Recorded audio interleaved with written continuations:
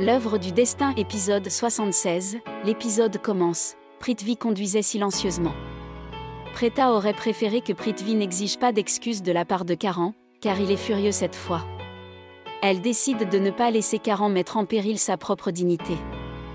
Alors que la voiture s'arrête devant chez elle, Prithvi sort et se retourne pour entrer.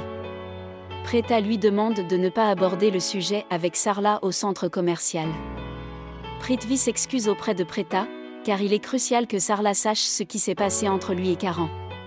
Il insiste sur le fait que Karan l'insulte et l'accuse tout le temps, et il a apprécié que Rissab le gifle. De telles personnes doivent se comporter ainsi. Preta dit à Prithvi qu'il n'aurait pas dû apprécier cela. Elle lui répond qu'elle ne lui a jamais rien demandé et que, s'il avait un peu de respect pour elle, il n'embêterait pas Sarla à ce sujet. Prithvi dit qu'il voulait juste le dire à Sarla pour qu'elle le contrôle. Prithvi promet à Preta de ne rien dire à Sarla, à condition qu'elle ne se méfie jamais de lui. À l'intérieur, Sarla remarque que Preta est tendue, mais elle ment en disant qu'elle est fatiguée. Preta raconte à Sarla tous ses achats coûteux. Sarla lui apporte un verre d'eau et raconte à Preta que Raki est venu rencontrer Janki. Janki a même répondu à ses questions en hochant la tête et en clignant des yeux. Elle sait qui a mis le feu à Kumkum Bhagia et c'est la même personne qui a frappé Janki. Sarla et Biji étaient furieux contre cet individu. Prithvi laisse tomber un verre d'eau et transpire abondamment. Sarla va préparer le repas pendant que Preta et grand-mère allaient retrouver Janki. Elle propose à Prithvi de se joindre à lui, mais son téléphone sonne, Sherlin appelle. Il cache aussitôt la photo de Sherlin et sort pour répondre. Il s'apprêtait à lui parler de Janki lorsque Shrishti arrive. Elle dit à Prithvi qu'elle se méfie de lui et qu'il ferait mieux d'être clair avec elle. Preta vient la prendre. Prithvi prend congé pour un travail urgent. Preta gronde Shrishti avec colère pour sa mauvaise conduite envers Prithvi. Sherlin remarque sa colère et lui demande pourquoi. Preta ment à Shrishti en lui disant qu'au centre commercial, Karan s'est disputé. Et qu'il ne lui adresse plus la parole. Shrishti essaie d'en savoir plus, mais Preta refuse de lui en parler. Sarla appelle Preta dans la cuisine. Shrishti décide d'en parler à Karan. Karan répond à l'appel de Shrishti. Elle lui demande comment il peut être aussi impassible. Preta est vraiment triste parce qu'il ne lui parle pas. Karan lui confirme si elle est triste parce qu'il ne lui parle pas. Ou parce qu'il lui manque. Shrishti le rappelle à la maison, après tout, c'est sa meilleure amie. Karan pense qu'elle a raison, il n'a aucune raison d'être en colère contre Preta. Shrishti lui dit de venir par la fenêtre et non par la porte, sinon leur mère se demanderait ce qu'il fait si tard. Karan se réjouit que Preta pense à lui. Shrishti se vantait de son génie. Preta apporte à manger. Shrishti pense que Preta devrait se changer car Karan vient à sa rencontre. Elle aperçoit un bol de chutney et essaie de lui fourrer une cuillère dans la bouche, la renversant délibérément sur elle. Shrishti va lui apporter une nouvelle robe et lui dit de se dépêcher de se changer. Preta sort des toilettes et découvre la pièce décorée de bougies et de pétales de rose. Elle la complimente. Preta demande ce que Shrishti attend d'elle. On frappe à la fenêtre et Shrishti ouvre pour Karan. Preta est surprise de le voir là. Shrishti laisse la main de Preta dans celle de Karan et quitte la pièce. Preta tente de retirer la sienne, mais Karan ne la lâche pas. Il lui demande s'il lui a manqué. Preta traîne la main et demande qui a dit ça. Karan répond que Shrishti le lui a dit et que ce n'était pas un mensonge. Il saute sur le lit de Preta. Elle est dégoûtée à l'idée de partager son lit avec lui. Il précise qu'il a dit ça uniquement parce qu'il n'y avait pas d'autre endroit où s'asseoir. Comment pouvait-elle penser à son mauvais caractère? Il essaie de flirter avec Preta, mais elle est agacée. Elle se dit folle de s'inquiéter alors qu'elle ne peut pas lui parler. Elle essaie de le repousser, mais Karan la tient par la taille et lui demande pourquoi elle s'inquiétait pour lui.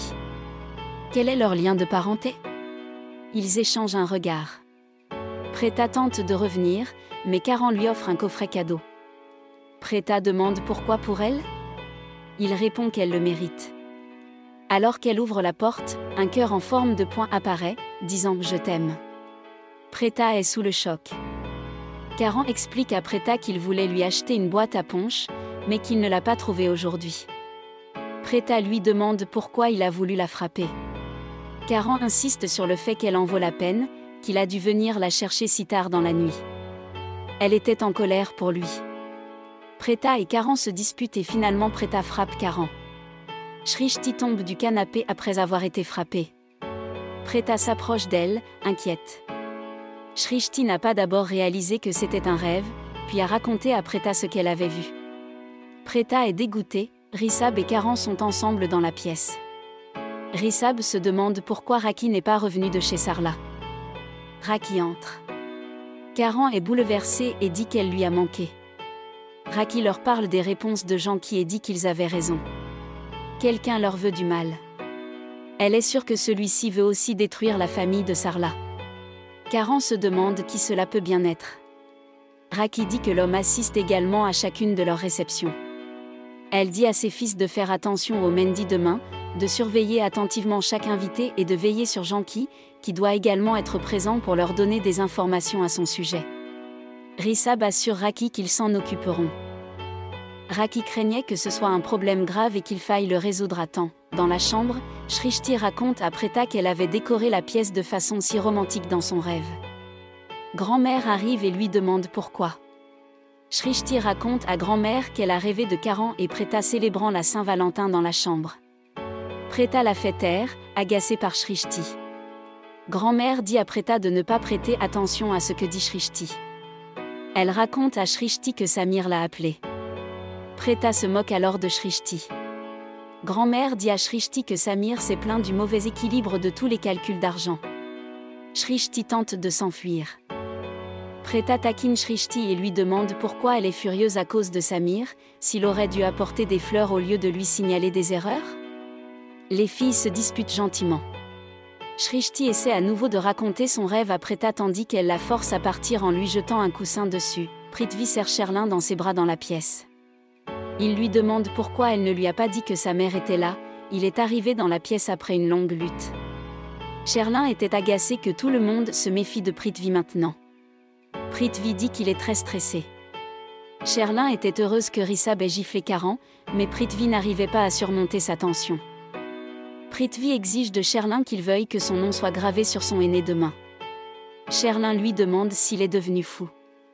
Prithvi répond qu'il a tout donné pour exaucer ses vœux, c'est maintenant son tour. Shrishti était en panique pendant les préparatifs de la cérémonie de Mendi.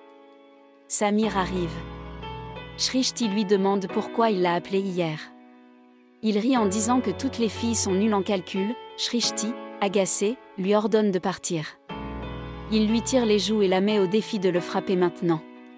Shrishti le gifle d'abord, mais comme il continue de la taquiner. Elle lui donne un coup de poing dans le ventre. Inquiète, elle le voit crier, puis la taquine encore. Un panier de roses glisse des mains d'un employé à l'étage et les pétales se déversent sur Shrishti et Samir. Shrishti savoure la chute. Karena observe la scène et se demande ce qui se passe dans la maison. Ainsi l'épisode se termine. Merci et à très bientôt.